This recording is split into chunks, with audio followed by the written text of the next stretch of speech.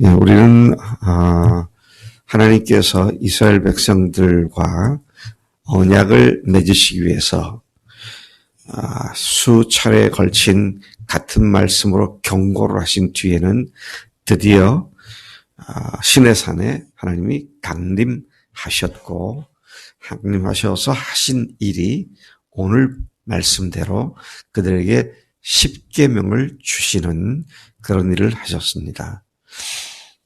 성결을 요구했고 올라올 수 있는 선을 넘지 말라고 경고하신 후에 드디어 하나님의 이스라엘 백성이 하나님 나라로서, 그분의 거룩한 나라로서, 그리고 제사장 나라로서 사명을 온전히 감당하기에 필요한 골든 룰이죠. 골든 룰, 십계명을 주신 것입니다. 이 십계명으로부터 여타 모든 율법과 규례와 규칙들이 세부적으로 파생되었고 이스라엘 삶의 기준이 되었습니다. 그것의 뿌리가 바로 십계명이죠. 예수님께서 이 사실을 잘 요약해 주셨습니다. 어떤 율법사가 율법 중에 어느 계명이 큽니까? 그럴 때 주님께서 마태복음 22장에 나오는 말씀이죠. 첫째는 하나님을 사랑하라. 둘째는 이웃을 사랑하라. 하나님을 사랑하되 어떻게? 내 마음을 다하고 힘을 다하고 뜻을 다하여 내 하나님을 사랑하라 하셨다. 이것이 크고 첫째 된 계명이다. 둘째는 그와 같으니 내 이웃을 내 몸같이 사랑하라 하셨다. 이 두 계명이 온 율법과 선지자의 강령이니라. 그래서 하나님을 사랑하는 것과 이웃을 사랑하는 것, 이 두 가지를 율법의 핵심으로 요약 정리해 주신 사실을 우리가 잘 알고 있습니다. 첫 번째 계명은 1계명에서 4계명까지이죠. 그리고 대인관계에서의 계명은 5계명부터 10계명까지인 것을 우리가 잘 알고 있습니다. 자, 1절부터 3절까지의 제1계명이 기록되어 있습니다. 밑에 이웃들을 향한 사랑에 관한 계명을 주실 때는 아주 짧게 한마디 딱 끊어서 말씀하셨습니다. 부모를 공경하라. 살인하지 말라. 또 거짓말하지 말라. 도적질하지 말라. 이웃을 탐내지 말라.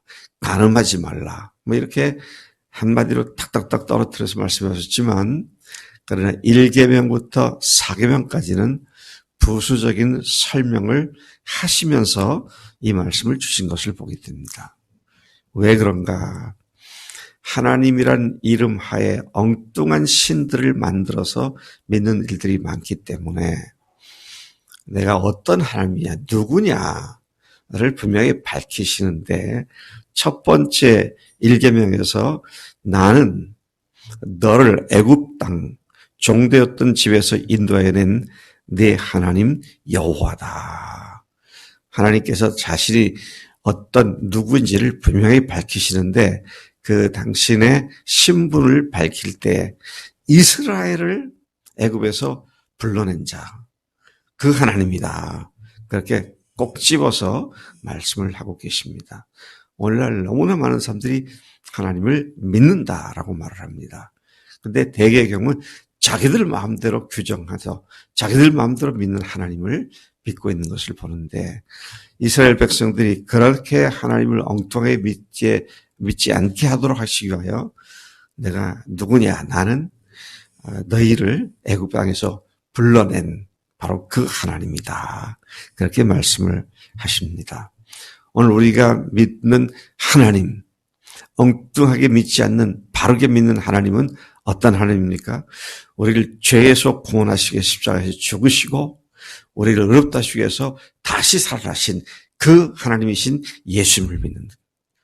그래서 같은 하나님이라는 이름 하에도 엉뚱한 신들이 많은데 분명히 죽으시고 부활하신 그 하나님을 믿고 섬기고 사랑하는 것이 우리의 마땅한 본분이다. 것이죠. 3절에 보면 너는 나 외에는 다른 신들을 내게 두지 말라. 그래서 엉뚱한 신들, 다른 신들을 믿지 말라고 말씀하시죠. 그 다음에 제2계명은 4절서 6절까지의 말씀입니다.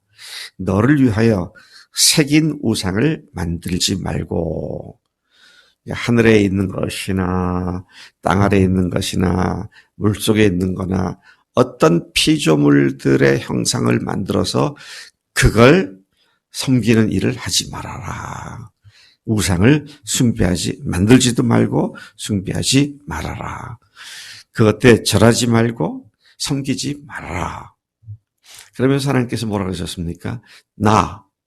네 하나님 여호와는 질투하는 하나님이다. 그렇기 때문에 나를 미워하는 자의 죄를 반드시 갚을 것인데 그의 3, 4대 후손까지 그렇게 할 거다. 그러나 은혜를 베풀 때에는 3, 4대가 1000대까지 갚는 그런 나 하나님이다.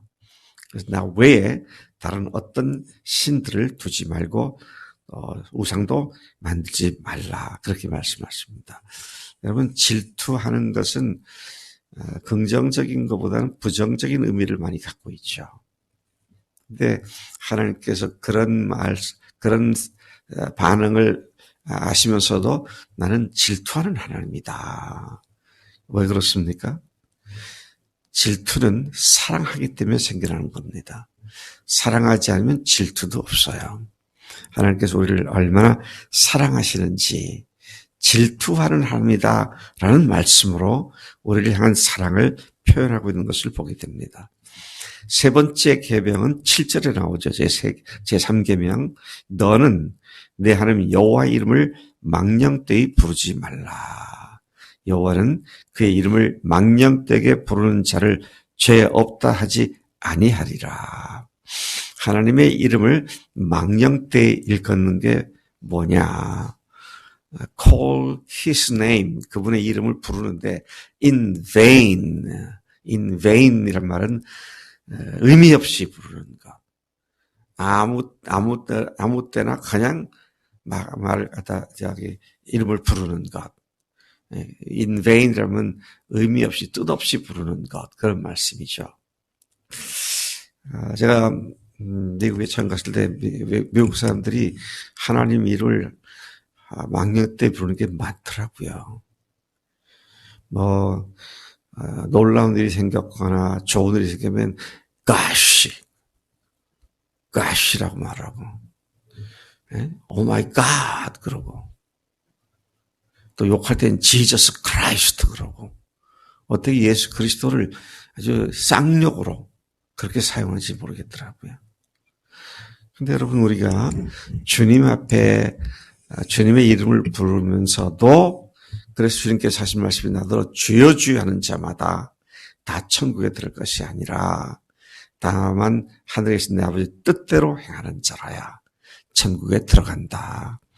그래서 그런 의미 없이 습관적으로 아무렇게나 하나님의 이름을 욕되게 하는 것, 이것을 하나님께서는 죄 없다고 하지 않는다. 그렇게 말씀하십니다. 네 번째 계명, 제4계명은 8절부터 11절까지 말씀입니다. 이것은 무려 4구절에 걸쳐서 이 안식일을 지키는 것에 대한 말씀을 하고 계시죠. 엿새 동안은 힘써 일해라. 엿새 동안은 힘써 일해라. 그러나 7째 날은 내 하나님 여호와의 안식일인즉, 그냥 안식이라고 하지 않고요. 그 안식일은 누구의 안식일이냐? 내 하나님 여호와의 안식일이다. 하나님께서 당신께서 하셨던, 창조시 하셨던 엿새 동안 일하시고 7째 날 안식하셨던 그 날을 기념하여 사람들에게도 제4계명에서 안식일을 지키라, 그렇게 말씀하시는데, 이 안식일은 내 하나님 여호와의 안식일이다. 너희들 즐겁고 쉬라고 주는 것이 아니라 그런 의미도 있지만 이것의 본질은 하나님의 안식일이다. 자, 신약에서는 예수님께서 안식일에 대해서 이에 상응하는 말로 뭐라고 하셨죠? 내가 안식일의 주인이다. 그래서 여러분, 안식일조차도 하나님이 주인이신 그날이다. 그래서 우리가 성경의 예언대로 말씀한 건 아니었겠지만 안식일을 우리가 이제 토요일이 안식일인데 일요일 안식구 첫날을 우리가 주일이라고 그러잖아요. 주님의 날이다. 안식일이 주님의 날이다. 그런 의미로 이 십계명에서 말씀을 하고 계신 것을 보게 됩니다. 자, 이 날은 너나 내 아들이나 내 딸이나 내 남종이나 내 여종이나 내 가축이나 내 문 안에 있는 머무는 객이라도 손님이라도 누구라도 일하면 안 된다. 그렇게 말씀합니다. 이는 엿새 동안에 나 여호와가 하늘과 땅과 바다와 그 가운데 모든 것을 만들고 일곱째 날에 쉬었습니다. 그러므로 나 여호와가 안식일을 복되게 하여 그 날을 거룩하게 하였느니라. 여러분, 고3 아이들이 주일이 되면 그냥 겨우 교회에 잠깐 왔다가 그 다음에 오라고 공부를 또 하고 그러는데요. 네, 그게 바보 같은 짓입니다. 네. 왜냐하면 하나님께서 쉬라고 하실 때 쉴 때에 그 두뇌가 다시 새로워져서 리프레시가 되어가지고 더 효율적으로 사용할 수 있게 되는 건데 그냥 일주일 7일 하루 24시간 풀 가동해서 머리를 써버리니 이게 과열돼 가지고요. 머리 제대로 작동이 안 돼요. 그래서 저는 지금 수많은 시험을 보면서 꼭 시험 보기 전날에는 일찍 잤어요. 네. 일찍 잤다고요.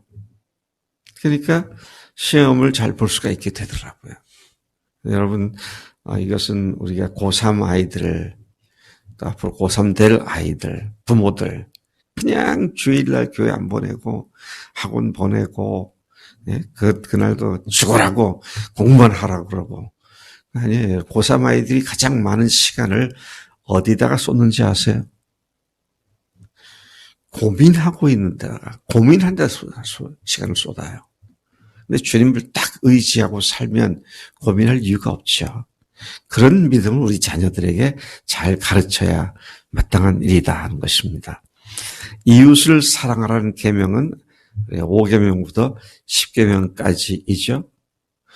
그래서 이걸 갖다가 부살, 간도, 거탐, 제가 그렇게 부살, 간도, 거탐. 그래서 부모를 공경하라. 살인하지 말라. 부살, 간도, 간음하지 말라. 도적질하지 말라. 거짓말하지 말라.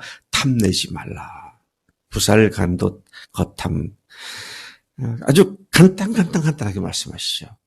여기에 다른 변명이나 이런 것을 범했을 때 합리화시킬 수 있는 어떤 이유가 없다는 겁니다. 살인하지 말라 했으면 하지 말라는 거예요. 간하지 말라 했으면 간하지 말라는 겁니다. 부모를 공경하라 했으면 부모를 공경하라는 겁니다.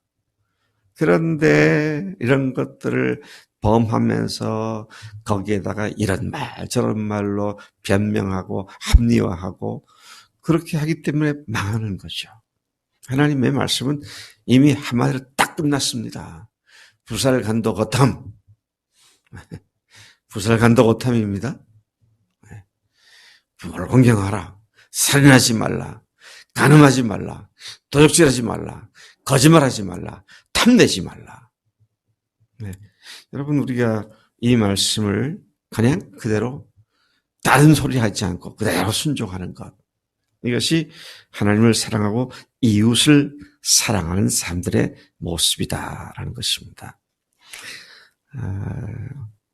우리 인간들은요. 조금만 뭐가 있으면 그거를 우상화시키는 걸 봅니다. 심지어 요즘은 흉악범들이 입은 패션까지 그걸 따라 입는 유행을 하고 있지 않습니까? 전 기가 막힌 노릇입니다. 왜? 그만큼 인간이 심심해요. 인간이 뭐 특별한 게 없어가지고 그냥 어쩔 줄을 몰라요. 그래서 안식일을 지키라 그랬는데 안식일을 지킨다는 말 속에는 예수님이 안식일의 주인이시니까 주님으로 말미암아 쉼도 얻고 주님으로 말미암아 새 마음도 얻게 되고 그렇게 사는 것이 마땅한 일이다. 마태복음 12장 8절에서 인자는 안식일의 주인이니라. 오늘 우리가 이 10가지 10계명 중에서 하나님을 사랑하라는 것과 이웃을 사랑하라는 이 말씀을 우리가 정말 뼛속 깊이 받아들이고 이 골든 룰을 항상 따르는 우리가 순종하는 우리가 돼야 마땅한 줄로 믿습니다. 하나님 아버지 감사합니다. 이 아침에 저희들에게 하나님께서 그토록 경고하시고 경고하셔서 이스라엘 백성들 하여금 순결케 하시고 선을 넘지 못하게 하신 뒤에 주신 이 10계명이 우리 모든 하나님의 사람들의 근간이고 기준이 되고 모체가 됨을 감사합니다. 하나님 말씀대로 각색하지 않고 말씀대로만 우리가 다른 말로 합리화시키지 않고 온전히 순종하는 매일의 삶이 되도록 인도하신 줄로 믿습니다. 오늘도 세밀하신 주님 앞에 우리가 세밀한 일까지도 주님의 말씀을 쫓아 사는 하루가 되도록 주 앞에 나아갑니다. 우리를 붙잡으시고 승리하게 하실 줄로 믿습니다. 감사하고 예수님의 이름으로 기도했사옵나이다. 아멘. 아멘.